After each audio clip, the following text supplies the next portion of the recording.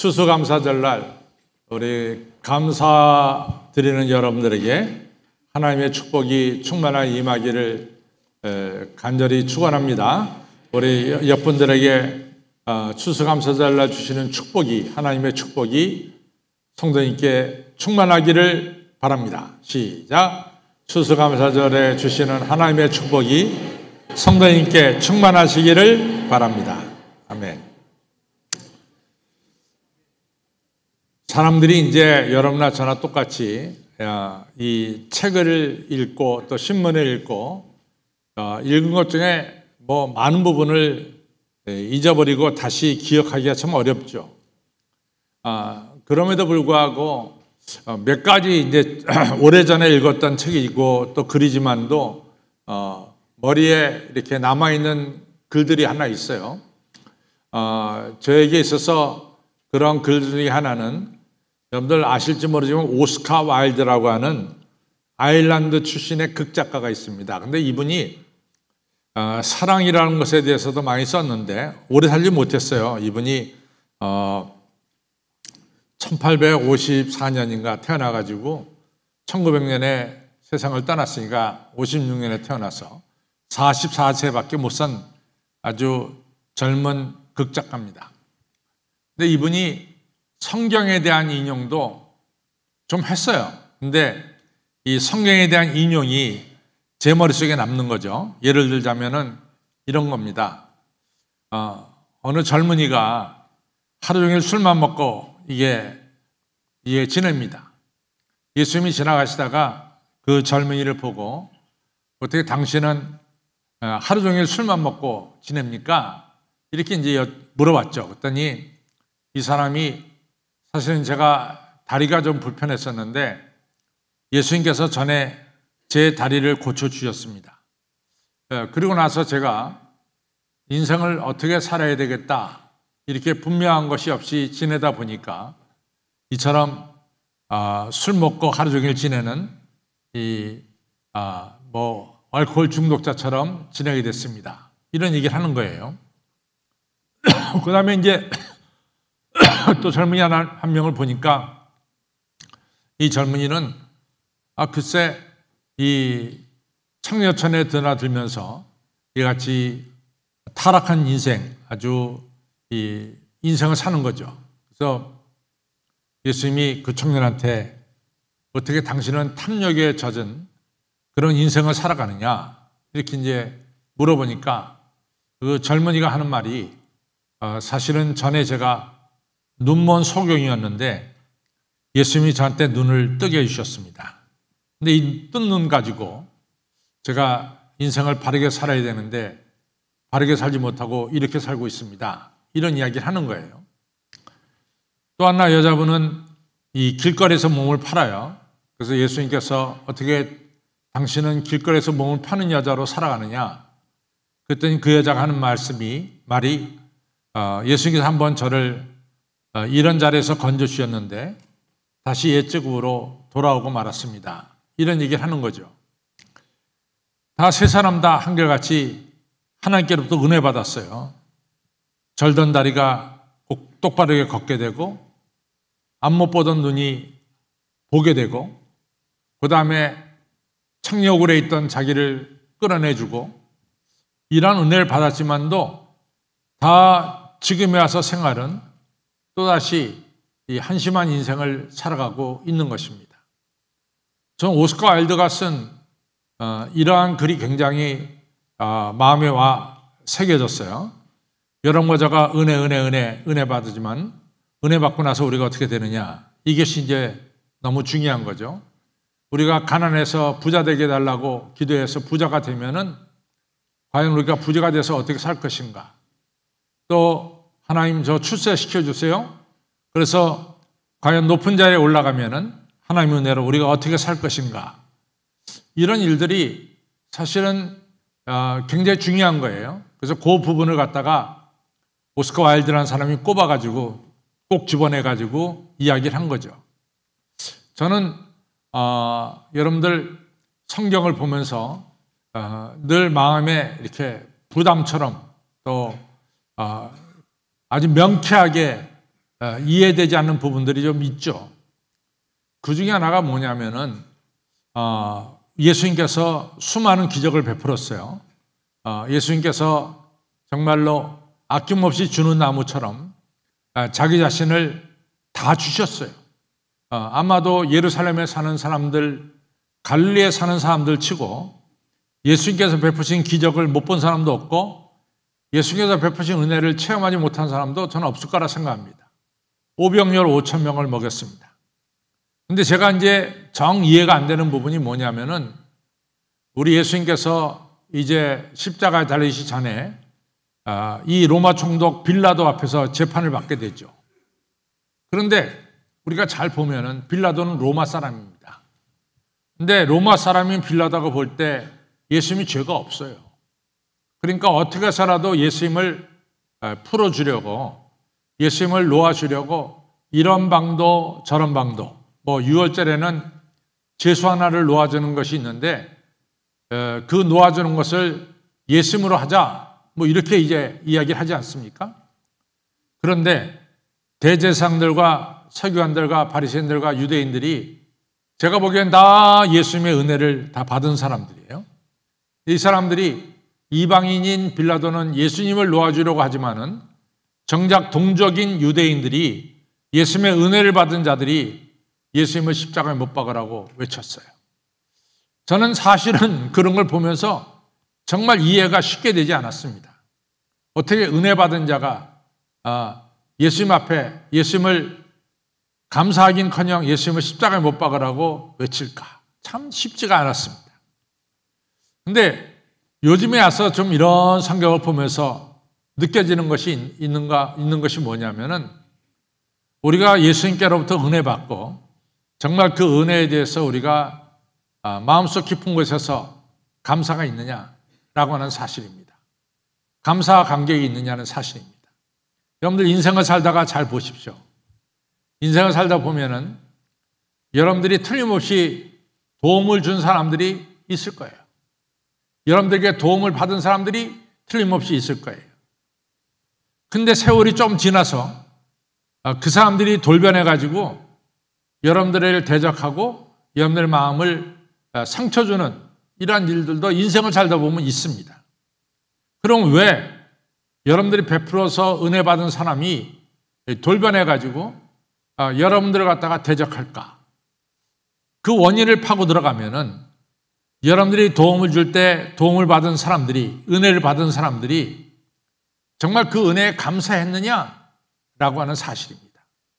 진심으로 감사했느냐라고 하는 사실이에요.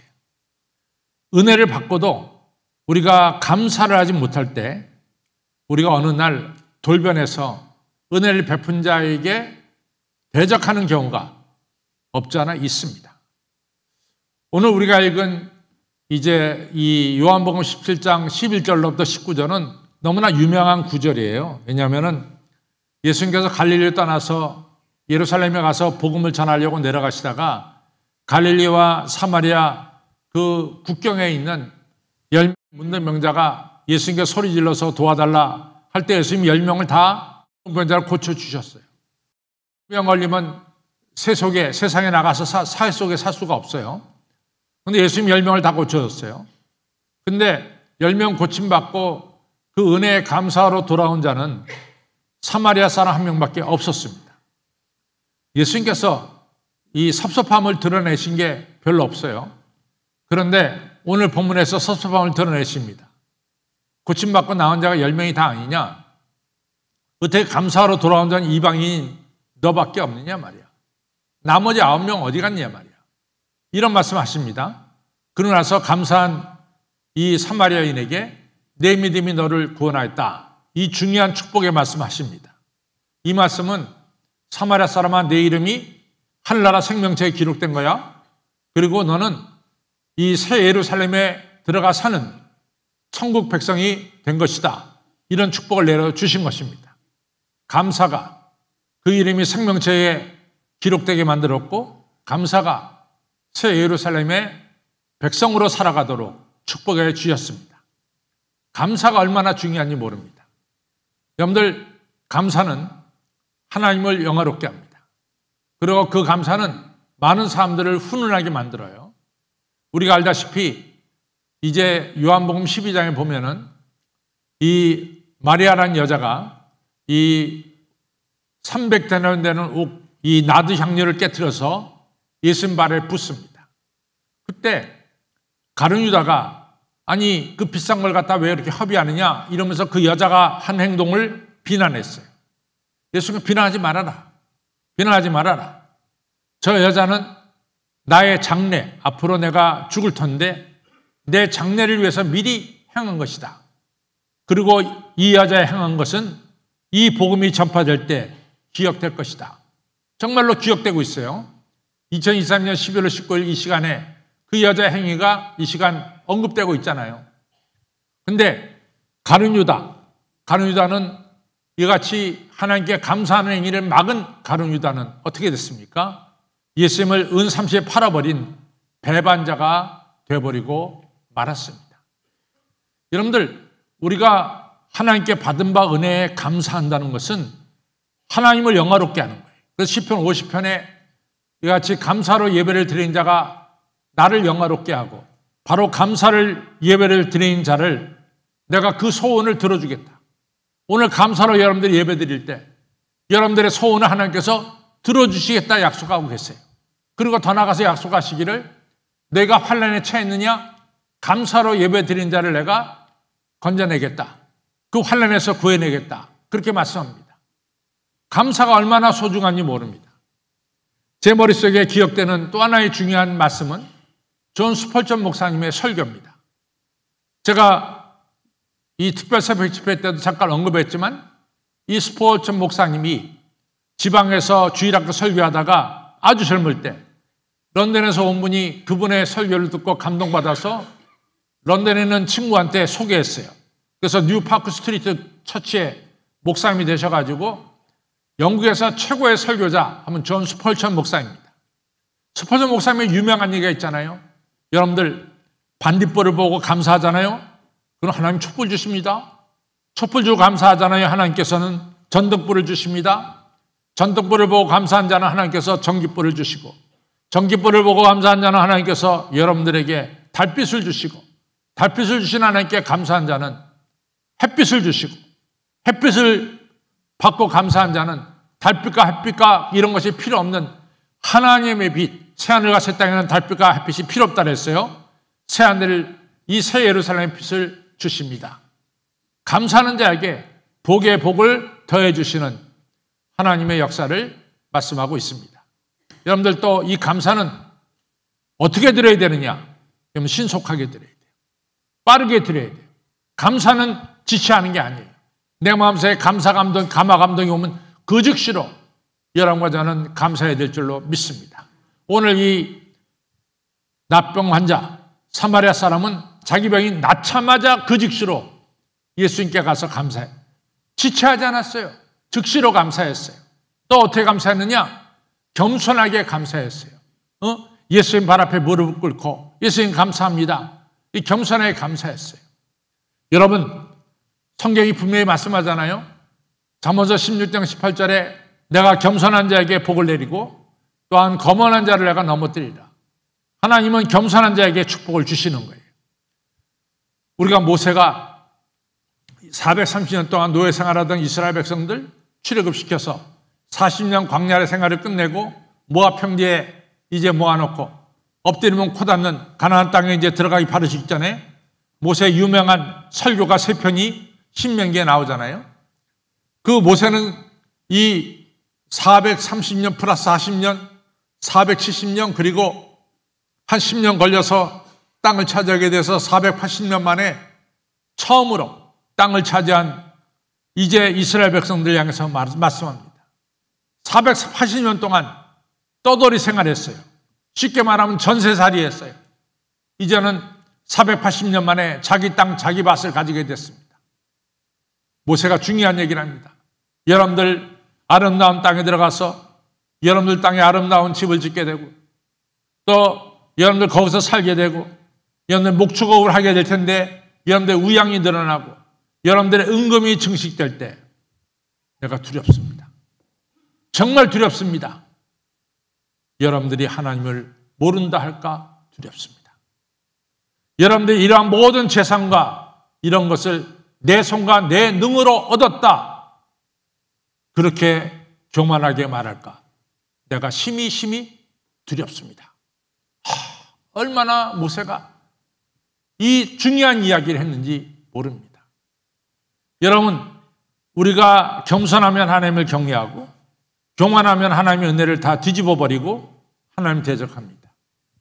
여러분들, 우리는 감사는 신속하게 해야 되고 또 겸손하게 감사를 해야 될 줄로 믿습니다. 우리의 마음의 자세는 어때야 되느냐? 이 시간 우리가 일주일 내내 특별 새벽 기도하면서 오늘 우리 구기성 장로님이 기도했듯이 오늘 최고의 감사를 드리는 거예요. 우리가 최선의 감사를 드려야 되는 거예요. 이것이 중요합니다. 두 번째는 몸으로 감사를 드려야 돼요. 여러분들, 이 법궤가 20년 동안 떠돌아다니다가 우리가 사무엘상 사무엘하 6장에 보면 법궤가 이제 예루살렘으로 들어섭니다. 다윗이 너무 기쁜 거예요. 20년 동안 떠돌아다니는 법궤가 예루살렘 성에 들어오니 다윗이 너무 덩시덩시 춤을 추는 거예요. 너무 기뻐가지고. 근데 다윗의 아내 미갈이 창문을 열어다보고 보니까 다윗이 왕이라는 게 주책 없이 말이야 백성들 앞에서 덩시덩시 춤이나 추고 앉아있고 깔봤어요. 여러분, 어떤 일이 벌어졌습니까? 감사로 제사를 드린, 몸으로 제사를 드린 다윗은 오늘도 예수님이 다윗의 후손으로 오셨잖아요. 다윗의 이름은 결코 잊지 않습니다. 다윗은 복의 복을 받은 왕입니다. 반면에 미갈은 아기를 못 가졌어요. 평생 불행한 여인으로 지냈습니다. 여러분, 감사는 몸으로 드리는 거예요. 몸으로 감사하는 겁니다. 그리고 감사는 범사에 감사해야 돼요.